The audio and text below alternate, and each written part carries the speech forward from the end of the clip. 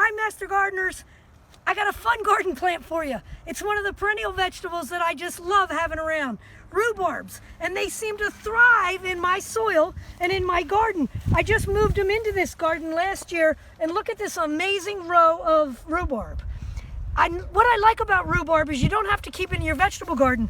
I've been growing them for the last 20 years in my perennial bed, and I like to use them for their coarse character. They do die out before the end of the summer, but I like these coarse leaves for contrast up against my Acer griseum tree, paperbark maple. I love the green leaves against that, nice contrasting. But anyway, I dug them because I had so many of them over there. They proliferate. Every 3 to 4 years you should dig them and divide them. So I moved a whole bunch of them over here, and as you can see, they're thriving again. Now I will say you need to cultivate your soil ahead of time by adding organic matter in there first. So you're supposed to dig a 2-foot wide trench, 2 foot deep, 2 foot wide, add your organic matter and put them in. I don't know if I really did all that work, but you'll be able to see as I dig this one out, there's a lot of compost in this soil. I'm going to dig one because my videographer is interested in taking one, and usually you dig them when they're dormant. But I want you to see this dynamic, huge root system. It reminds me more of a pokeweed than anything else. Oh my. Oh, shovel's breaking. I'm digging him. Usually I do divide it when it's asleep, and anybody who does any research will find that's what you're supposed to do. The one on the end here has gotten so big that I can't accommodate him if I'm going to bring my wheelbarrow in and out. So I can't really keep him here. And as you can see, I can't get him out of the ground without breaking my shovel. I'll show you how to harvest. Here he comes. Here he comes. Come on. Come on. Come on. So the way to harvest the foliage when you want to eat it is you just grab it, crack it, and pull it away.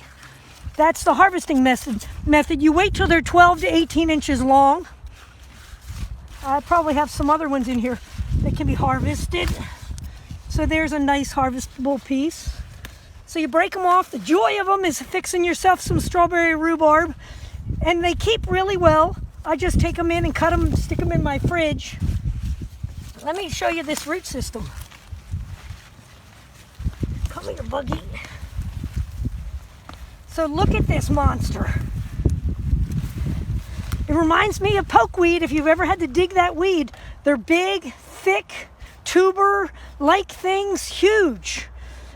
I guess that's why they can endure over so many years, just a durable, fun root system, but an exciting perennial to have. And when I divide them, I dig this up.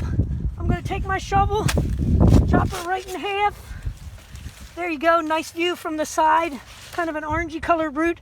Did you know this is a poisonous plant?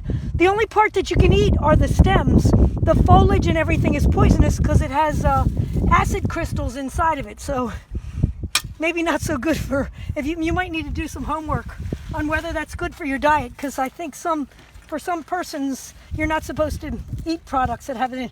But anyway, here's my guy. I'm probably going to divide this chunk one more time. Oh, might have gotten not as much as I would have liked. But that's my division process, dividing the crown into pieces. And even that's still plenty big for moving into a garden. I think I got enough root. I'll probably break off a lot of the foliage, but it's pretty cool perennial. I encourage you to give it a try. You can't harvest the first year.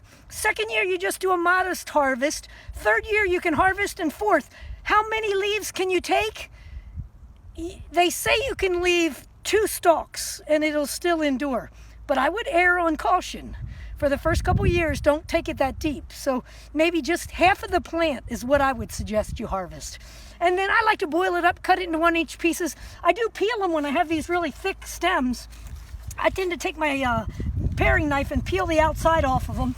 If they're young and tender, you may not have to do that, but I do tend to peel them. And then I just boil them up and make a rhubarb sauce over top of my toast for breakfast. Have fun with rhubarb.